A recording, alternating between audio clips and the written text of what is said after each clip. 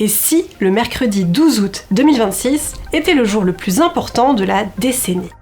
Imaginez, le soleil s'éteint, les oiseaux arrêtent de chanter, il fait nuit noire en pleine journée, en plein mois d'août. Ça, c'est une éclipse totale de soleil. Et pour la majorité d'entre nous, ça pourrait être la seule qu'on voit de notre vie.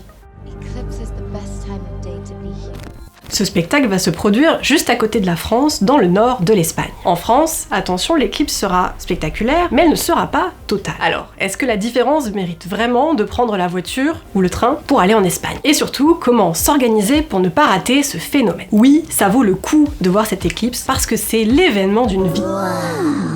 We'll be talking about this together for years. Mais d'abord, c'est quoi toute la science derrière ça? Je vous fais la version courte, c'est quand un astre disparaît derrière un autre. Cette disparition, elle peut être totale ou partielle. L'astre peut être éclipsé par l'ombre ou la pénombre. Et, important, cette disparition est temporaire. Il existe plusieurs types d'éclipses. Pour nous, les terriens, des éclipses de lune et de soleil. La différence est facile à comprendre, ce n'est juste pas le même corps céleste qui est éclipsé. Pendant une éclipse lunaire, c'est la lune qui est dans l'ombre de la Terre. Pendant une éclipse solaire, c'est le soleil qui est caché par la lune. Dans les deux cas, il y a toujours la Terre, le soleil, la lune dans l'histoire. Mais c'est une affaire d'alignement qui fait la différence. La lune tourne autour de la Terre, et la Terre tourne autour du soleil. Et parfois, les trois sont alignés, c'est l'éclipse. Éclipse de lune, soleil, terre, lune, dans cet ordre. Éclipse de soleil, soleil, lune, terre, dans cet ordre. Et lune, soleil, terre, ce n'est pas une éclipse, c'est l'apocalypse.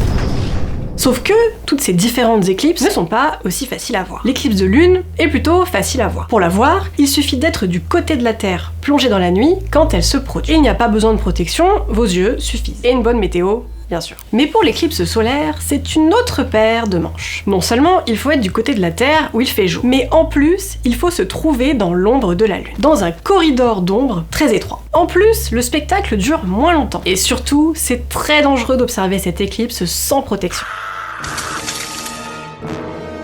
Bref, l'éclipse solaire, c'est un moment historique qui se prépare. Et ça n'arrive pas souvent. Il faut attendre environ 400 ans avant qu'une éclipse totale de soleil ne survienne au même endroit sur la Terre. Et si vous ratez cet événement, la prochaine éclipse totale visible en France métropolitaine n'arrivera pas avant 2081. Pour rappel, la dernière c'était en 1999.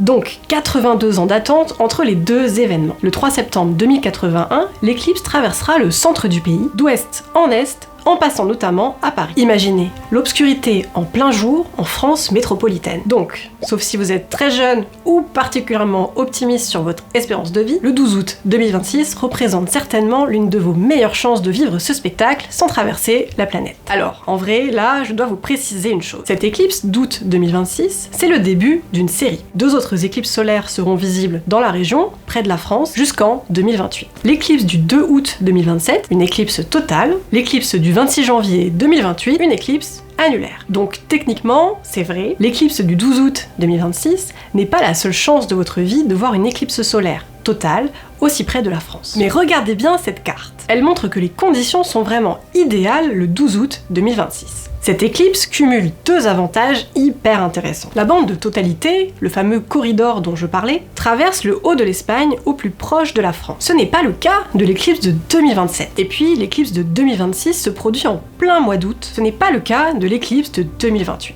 Les conditions sont juste folles. On sera juste avant le week-end du 15 août. On sera nombreux à être en vacances en plein été, avec que ça à faire d'aller en Espagne pour profiter du spectacle. En plus, elle se produira en soirée, pile à temps pour l'apéro. Cette éclipse, c'est sûr, on va en entendre parler jusqu'en France. On va aussi vivre un incroyable moment de partage, car on devrait être très nombreux à l'observer.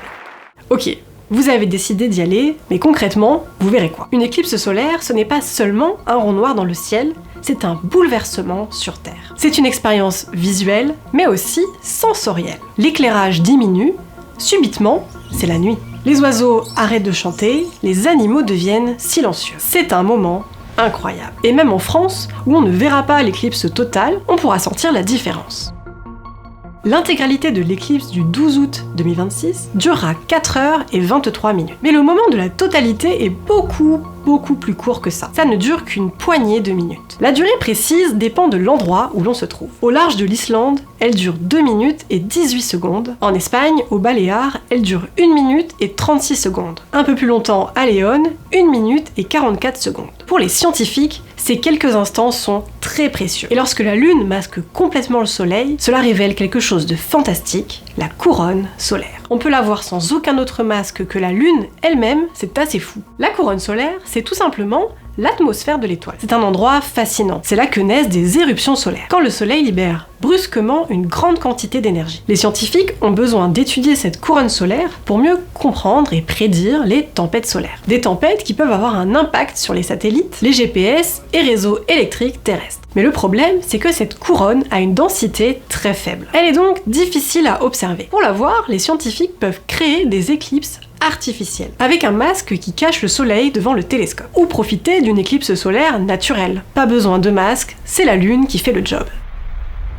Donc, vous voulez voir cette éclipse. Vous avez raison, ça s'annonce mémorable. Mais si vous vous dites « je vais gérer ça quelques jours avant », vous faites une grosse erreur. Pour réussir votre observation de l'éclipse, vous devez l'anticiper. Déjà, vous êtes en train de regarder cette vidéo, c'est une bonne chose. Vous avez une longueur d'avance.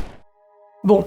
Le paramètre crucial, c'est le lieu. Votre expérience de l'éclipse dépendra entièrement du lieu que vous choisissez pour la voir. Si vous voulez rester en France métropolitaine, c'est possible, l'éclipse sera visible sur tout le territoire. Mais attention, ce sera toujours de manière partielle. Voici la carte de l'éclipse vue depuis les principales villes. On y voit le pourcentage d'obscuration du soleil au maximum. En gros, plus vous êtes au sud-ouest, plus l'éclipse est prononcée. Mais ça manque un peu de précision et tout le monde n'habite pas dans une grande ville. Alors je vous conseille plutôt d'utiliser cet outil. C'est créé par l'Observatoire de Paris spécialement pour l'occasion, donc c'est du sérieux. Ce que vous montre cette carte, c'est la ligne de centralité de l'éclipse. La bande qui se trouve de part et d'autre de cette ligne, c'est la bande de centralité. Si vous êtes dans cette zone, bingo, vous voyez l'éclipse totale. Et si vous êtes en dehors de cette bande, mais dans la zone grisée, vous voyez une éclipse partielle. Et hors de cette zone, pas d'éclipse. Alors je vous explique comment vous servir de cette carte. Vous pouvez zoomer dedans et sélectionner votre lieu d'observation très précisément. Cela vous permet ensuite de voir les circonstances locales de l'éclipse. En résumé, à quoi ressemblera l'éclipse si on la voit depuis cet endroit. Et c'est hyper utile, vous saurez à quoi vous attendre. Vous saurez quel est l'instant du maximum de l'éclipse à la seconde près. La durée totale de l'éclipse à cet endroit à la seconde près aussi. Et bien sûr le degré d'obscuration précis du soleil. Juste attention à un point, cette carte donne les horaires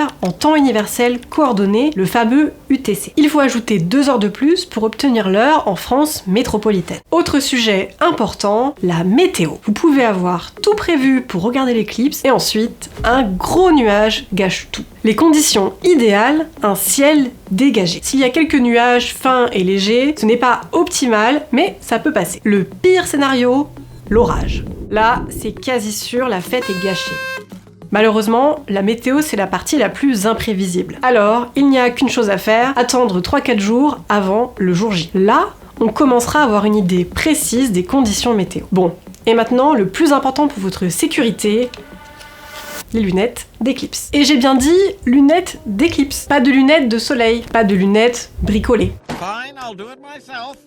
Where's the end of the freaking tape? Des lunettes d'éclipse certifiées, voilà à quoi ça ressemble. Pourquoi il les faut absolument? Parce que vous n'avez pas envie d'abîmer vos yeux. C'est très dangereux d'observer le soleil sans protection oculaire. Regarder le soleil en face, c'est risquer de se brûler la rétine de façon irréversible. Et ça, c'est valable qu'il y ait ou non une éclipse. En plus, c'est d'autant plus sournois parce que les lésions irréversibles de la rétine, vous ne les sentez pas sur le moment. La rétine est insensible à la douleur. Donc, on ne se rend pas compte du traumatisme au moment de la brûlure. Ce n'est que quelques heures plus tard que les premiers signes apparaissent. Donc, une règle d'or pour ne pas courir direct aux urgences. La seule façon de regarder le soleil, c'est avec des lunettes d'éclipse certifiées. Si vous voulez être sûr que votre paire est conforme, vérifiez si elle mentionne cette norme internationale. Et conseil d'amis, ne tardez vraiment pas à vous les procurer. Quelques jours avant l'éclipse, il risque d'y avoir une pénurie. On a justement un guide sur Numérama pour vous procurer une paire, on vous met le lien en description. Je précise aussi que ces lunettes doivent être en parfait état. On oublie les vieilles paires de lunettes d'éclipse de 1999 que vous avez conservées dans des conditions douteuses, je vous vois. Si les lunettes ont pris l'humidité, la poussière, ont été pliées, la qualité du filtre a pu se dégrader. Donc, on opte pour des lunettes récentes, en parfait état et conservées correctement. Pendant l'observation, faites des pauses pour reposer vos yeux. Vraiment, les yeux, on n'en a que 2, ne plaisantez pas avec ça. Si vous restez en France pour voir l'éclipse du 12 août, vous ne devez jamais orienter les yeux vers le soleil sans ces lunettes. Si vous êtes dans la zone de visibilité totale de cette éclipse, il y aura un moment où vous pourrez enlever ces lunettes. Pendant la très courte phase de l'éclipse totale, quand la lune masque totalement le soleil. C'est très rapide, de quelques secondes à quelques minutes, selon là où vous vous trouvez. Vous pouvez alors lever les yeux vers le soleil pour voir sa couronne. Comment faire concrètement? Quand vous ne voyez plus rien dans les lunettes d'éclipse, c'est que la lune a masqué le soleil entièrement. Détournez-vous du soleil, enlevez vos lunettes. Comme ça, vous serez certain de ne pas regarder le soleil par erreur. Et anticipez la durée exacte de la phase totale de l'éclipse pour votre lieu d'observation, notamment à ça que peut servir le site dont je vous ai parlé. Vous saurez ainsi quand remettre vos lunettes. Pendant ce bref instant sans lunettes, regardez autour de vous et appréciez cette étrange sensation de la nuit survenant en plein jour. Le calme, les oiseaux qui cessent de chanter. Mais ça, c'est seulement possible quand vous êtes dans la zone de totalité de l'éclipse, je le rappelle. Si vous restez en France, vous ne vivrez pas ça, même avec un soleil éclipsé à 99%. Il y aura certainement une ambiance un peu particulière, moins lumineuse, mais vous ne vivrez pas la nuit en plein jour. Alors, ça vaut le coup de se demander, et si je faisais le trajet? Pour vivre l'expérience d'une vie, la question mérite d'être posée. D'ailleurs, Numérama sera sur place en Espagne pour vivre ça en direct avec vous. Alors abonne-toi pour suivre ça avec nous.